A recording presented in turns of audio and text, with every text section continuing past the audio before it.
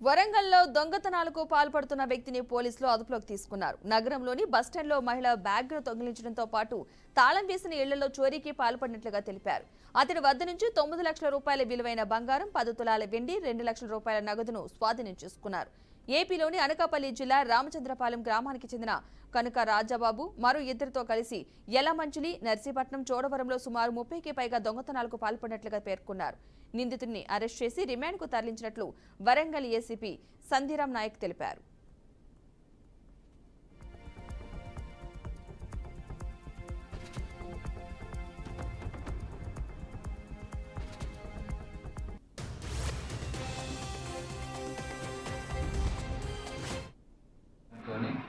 Technical inputs అదేవిధంగా close teams ఇచ్చినటువంటి ఇన్ఫర్మేషన్తో మరి ఈరోజు ఒక దొంగను వరంగల్ బస్ స్టేషన్లో పట్టుకోవడం జరిగింది.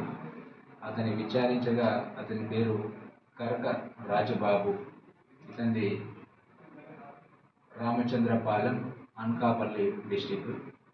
ఇతను ఏంటంటే గతంలో ఇతని యొక్క ఇద్దరు మిత్రులు ముగ్గురు కలిసి దాదాపు ఒక 20 నేరాలు చేసి జైలుకు వెళ్ళారు.